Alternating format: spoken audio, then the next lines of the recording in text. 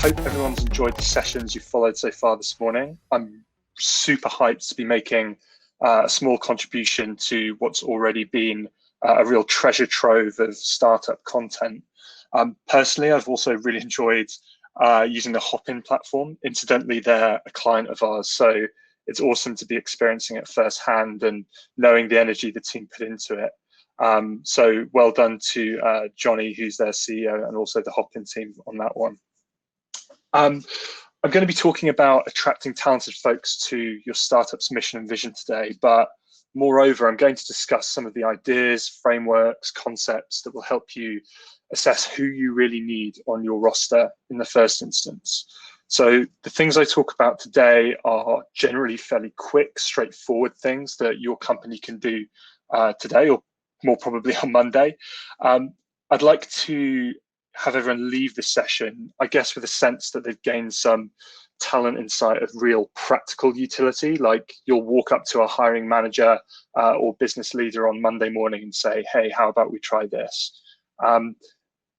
Cool. So I guess as a start of a 10, everyone thinks they get recruiting. It's really easy to soundbite or kind of tweet pseudo wisdom, and it's an accessible function to input on. There's really zero barrier to entry in the talent space, and everybody has an opinion. So you create a lot of noise around talent acquisition and recruitment, around how to hire as a startup, how to hire as a scale up. And hopefully I'm going to cut through some of that noise today, and I'll copy and paste some of the work I do with my client portfolio to do that. You know, the truth is that hiring well is both an art and a science. There's myriad variables involved in doing it really well. And although many recruiters make a living from pretending to have total control over things, you can't have total control over this process. So a lot of this work is about mitigating risk and maximizing the opportunity in your processes to really do talent acquisition very well. So think about those two things: mitigating risk, maximizing opportunity, as we run through the deck. So a brief explainer on who I am, I suppose, and by extension, who Talentful are. Talentful are a 140 strong team of talent experts helping build the companies changing the world. So we do that through embedding recruitment teams into tech companies. We have a culture matching platform called Insightful, and also run an employer branding studio who create high return photography, videography, and talent attraction content that captures the identity and the vibe of the companies that we partner with. So we typically work on a fairly flexible basis. There are companies that we've worked with for a really long time. There are sometimes companies that we parachute into for a short period, but typically we hire a lot of technical and executive level folks into startups and scale-ups. I guess by way of a brief intro to myself, I'm a managing partner at Talentful, previously worked as director of startups for just under 2 years. In terms of scale, that means I've looked after just over 40 different startup and scale-up internal recruiting remits. My job's taken me all over the place. I'm building talent strategy with tiny pre-seed leadership teams, mapping their org structures, getting them to Series A, right the way through to sourcing heavy projects for larger clients already listed on the public market. Examples being companies like Fastly in the US and HubSpot, who anyone who's marketing inclined will be familiar with. You know, we work with a real gamut of businesses, many large companies, many small ones, you know, Google DeepMind, Google X, the Moonshot Factory, King.com, but actually a whole host of really amazing small companies that you'll probably be hearing about over the next few years. So the likes of Tractable in London, Thought Machine in London and Singapore, and also Harbour in London. I'm sure they'll be popping up on best of lists and fast track lists over the coming years. So without further ado, here's a glimpse of some of the stuff I'm going to talk about that lives in this talent playbook that we work with. The things that help build a talent magnet for technical talent and for executives, although admittedly, a lot of this stuff is pertinent beyond the confines of those two spaces. We're going to talk about two distinct but fairly intertwined phases of creating a startup team with the mettle to take a company all the way, whatever all the way means for your respective business. I want to start off by saying that, you know, we typically use headcount growth as a barometer for success tons of founders and companies for a very long time have done that. And I want us to kind of shift away from that for today. Unfortunately, headcount growth is really a vanity metric unless you're seeing an upswing in, EBITDA, MRR, or any number of increasingly shiny financial metrics. And actually, I think the extent of H1 layoffs in the tech space in Europe is actually a testament not only to the challenges presented by current economic forecasts, but also how frivolously some companies hired through recent years in the kind of like boom period. That for many startups, that frivolity was epitomized by a pretty misguided pursuit, I suppose, of pretty arbitrary inflated hiring targets for ego's sake. And the second order effects of those is something that people are really feeling at the moment, in my experience. They're really biting. You have these second order effects of, inflated team sizes, higher operating costs. And so I think based on the companies that I'm working with at the moment, we're going to see a much greater importance placed on the validation of every hire. I think that's fair enough. So we're pivoting towards a leaner paradigm of recruitment, OKR necessity hiring, minimum viable teams, and frameworks that really cut to the core of who you need to hire and why. I'm also going to talk a little bit about attracting prospective hires through a couple of different lenses. So starting off with minimum viable teams. Minimum viable product is a core paradigm of early stage company building. Everyone's heard of it. It's about building the leanest, most Spartan version of your product or service in order to gauge product market fit and kind of collect user feedback. So it's this notion of to hell with the bells, whistles, saxophones, the band. You just build enough to effectively deploy, nothing more. After you've built, refined, iterated, that's a time when you drop your kind of operational MBA type buzzwords into slide decks like scale, moat, and blitzscaling, but you keep things as lean as possible for as long as possible. As I said earlier, many startups kind of rush to hire following a funding round without really thinking about who they need to onboard, or without applying any academic rigor to their recruitment. It's pretty wild to see early stage companies militantly building and triaging MVPs, but not lending the same logic to how they invest in people and how they hire. So with a large number of startup businesses at the moment, and for me, I'm talking about seed through Series A businesses that I partner with and work with, we start with assessing what a minimum viable team looks like for a product or feature build. There's, of course, a secret sauce to the kind of program of work we roll out to do this, but ultimately it's about rejecting the open season on hiring that typically comes back to bite overzealous startups in terms of how they're spending their cash when they're steaming along their runway, and moving to something a little bit more pragmatic and measured, really mapping out what they need to do.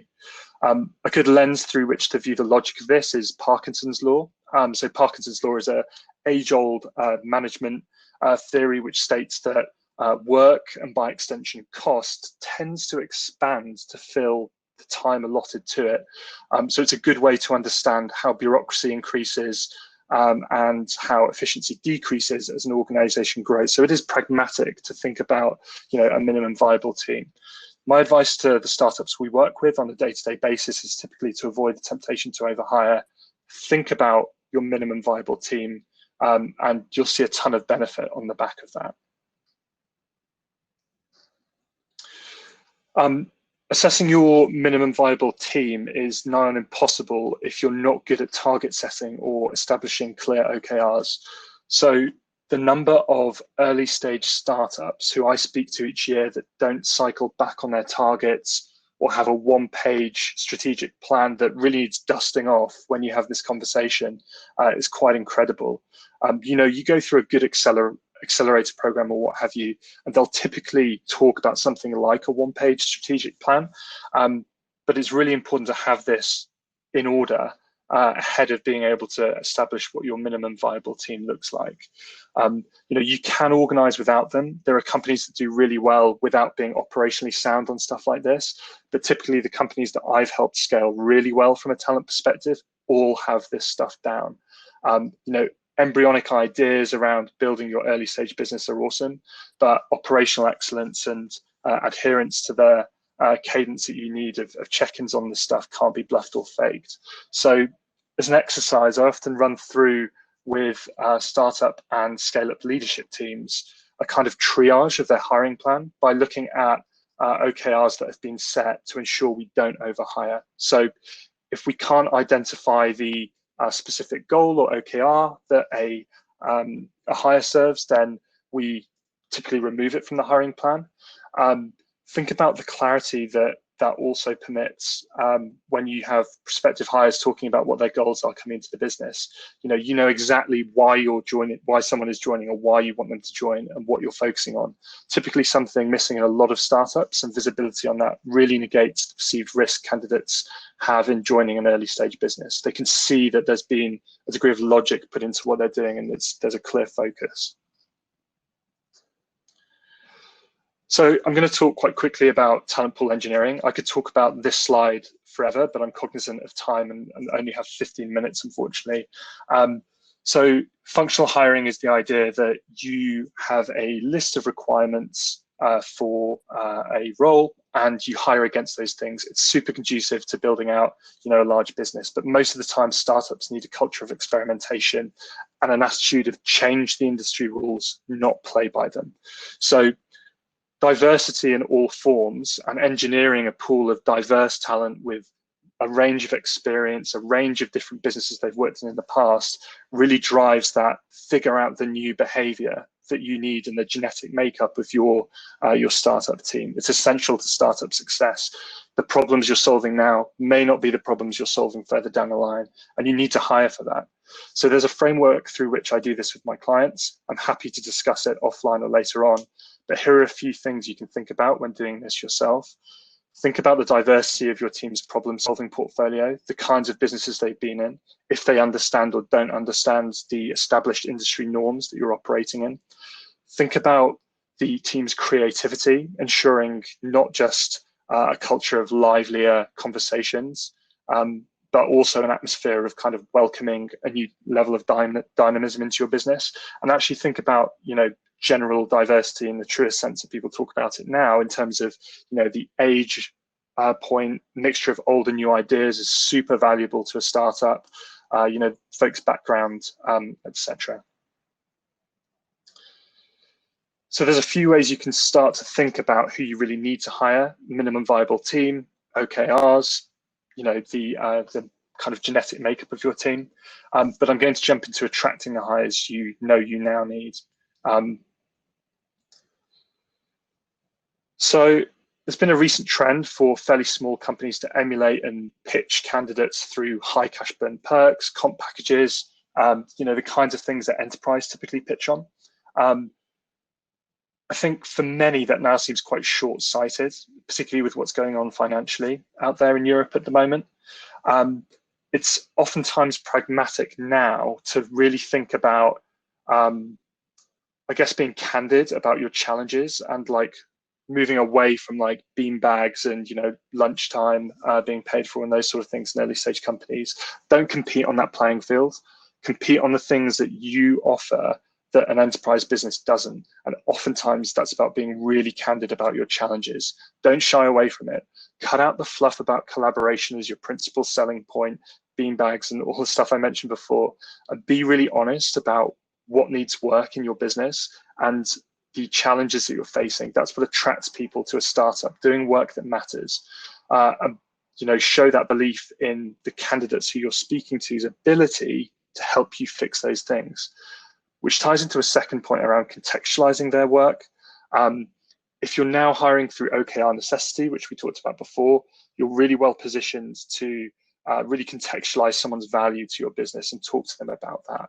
Tell the story of how they fit with you, and it's an us now rather than a company and an outsider as a candidate. Top performing recruiters are often really great storytellers. I know a lot of our team are. Founders typically storytell best, but telling the story of your company's mission and being able to position your prospective candidate within that and tell them tangibly what their part is in that is super important. It's not transactional. It's not functional hiring that I spoke about before. It's about ticking boxes. It's not about ticking boxes on an interviewing rubric. It's about this person's place in your story, and all of the things I've spoken about help you do that.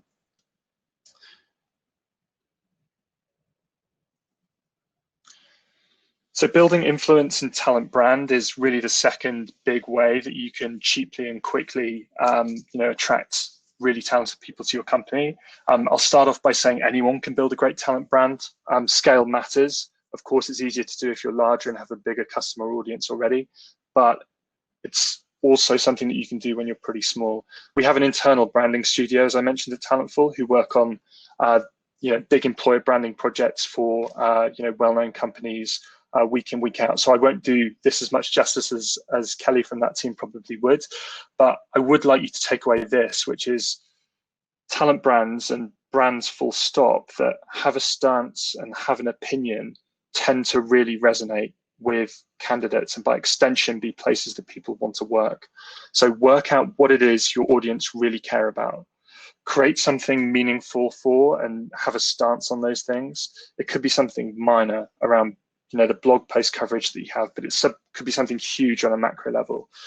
There are kind of brands and businesses that do this really well, the likes of Nike, Epic Games with Fortnite and their stance on Apple.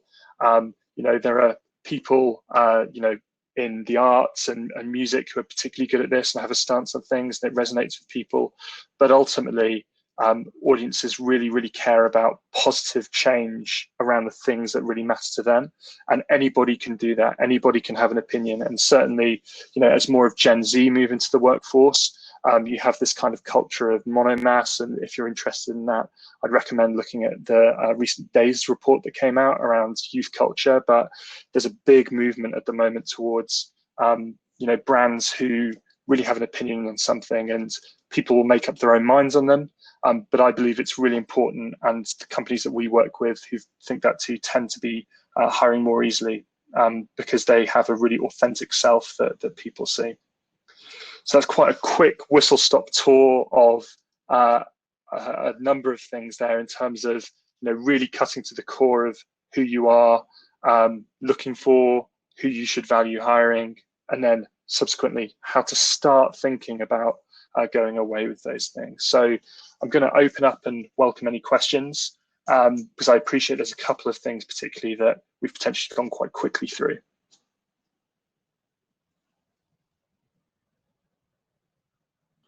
I'll give everybody a couple of minutes if they want to type things out. You can't see when people are typing, which is a little bit unnerving. I feel like I'm just going to have a big question come through.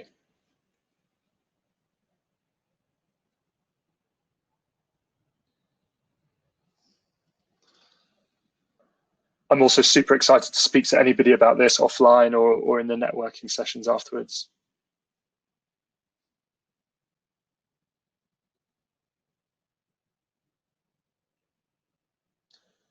I think we're all good. I can see people dropping off. So thanks so much, everybody. Really great to, as I say, have the opportunity to speak to everyone. You can contact me directly, I think, on Hopin, but if you have any other specific questions, then just give me a shout. I see John's had a question come through here. Should startups hire for the skills they need right now or anticipated needs as they grow? That's such a good question. And I think it's a good question for, at least for me, one specific reason, which is it's important to hire for your OKRs, the things that you know to be done right now. But one of the only advantages that you have as a startup is the propensity to hire opportunistically as and when someone fantastic comes across your radar. So I think when we're talking about OKR necessity hiring, we're working out what that minimum viable team looks like and hiring for what we know we need right now or to service the OKRs and targets that we have over the next 6 to 12 months. That's typically when people kind of align their timelines to. But what that also does in the cost savings balances it out with the opportunity to be opportunistic. And being opportunistic in terms of, just meeting someone who feels like a great fit for the business and being able to bring them in is really advantageous. So I guess the short of it, John, would be it's really good to hire for what you need right now. But in terms of anticipated needs, give yourself some leeway and some open headcount, I think, typically, as you're going through Series A, Series B stage, to hire opportunistically if you can and address needs that maybe come up as a curveball as you grow. And Mark has a question: what about the opinion of the company? How can we define this? So I think this is a question that pertains to the point around your brand. So we talked about the positioning of your kind of brand influence, establishing, what people's opinion of your company is. There are great platforms to do this. So the likes of Attest, who do lots of kind of brand sentiment work. That's a really amazing platform to establish people's views on a company or a product offering. But I think more generally, one of the really important things to do from a recruiting perspective is have this really tight feedback loop with the candidates that you speak to on a day-to-day basis. So a candidate NPS survey, or even something more rudimentary in terms of a Google form that goes out to your candidates, is a fantastic way to get a pulse check on the sentiment that people have who've engaged with your brand. For those who haven't, it's more challenging and you would have to potentially be more creative. But one of the things that we typically roll out with our clients is something around a candidate experience survey so that we can gauge that sentiment and really collect some proper data around how people view the company. You can sometimes get these integrated within an applicant tracking system. The likes of Greenhouse have a really good standardized set of questions that helps you, gauge feedback from candidates on specific areas of process and around your talent brand. But beyond that, you can really custom fit it if you produce your own Google form or candidate experience survey. I think candidate NPS is one of the least serviced but most important KPIs within a recruitment function, and certainly something that you can start doing even if you're a really early stage team. So John, you have another question, which is how are founders expected to learn how to recruit? It seems to be a skill set that's often overseen. Totally right. Loads of the early stage companies we work with really struggle on recruiting, and not because founders are ill-equipped, because actually leveraging the founder storytelling capacity and the way in which a founder can talk about the business is a really powerful tool in your arsenal when you're hiring. So I think from a storytelling perspective, you have this archetype of the founder evangelist who's super good at telling the story and can get anyone to invest or join the business, and that's great. But oftentimes the shortcoming is around the kind of operational piece in terms of recruiting, what best practice looks like from a recruiting perspective. And I spend a lot of my time working with founders on exactly this.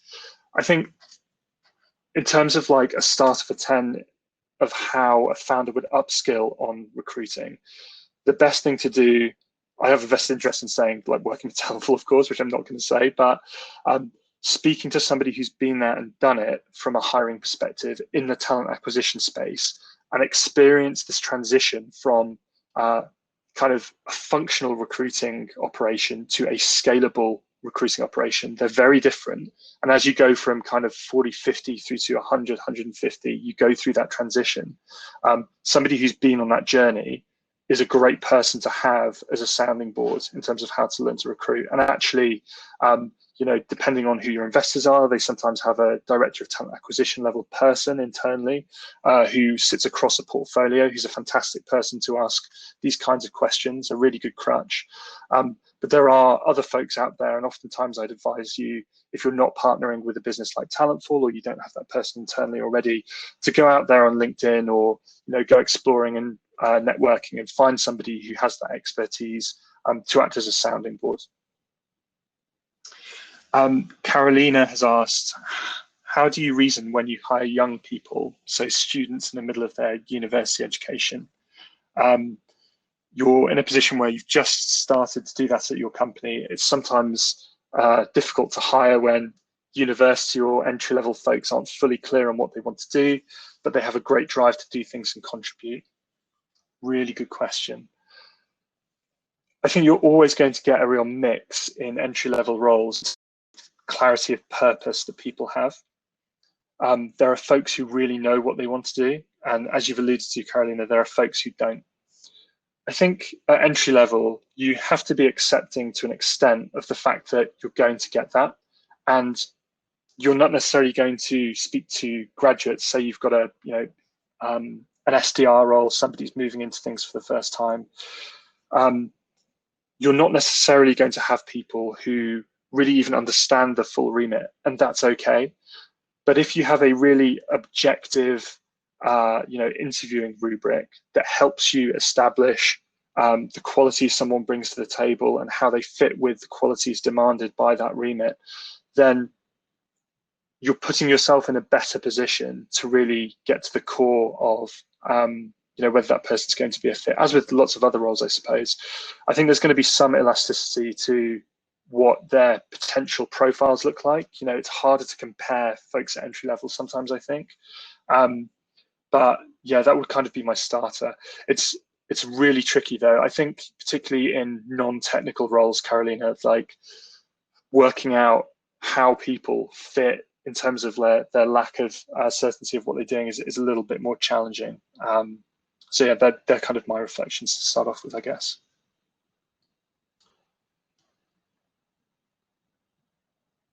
All good. Caps a lot. Amazing. I'm going to wrap it up there, folks. So thanks so much for joining me.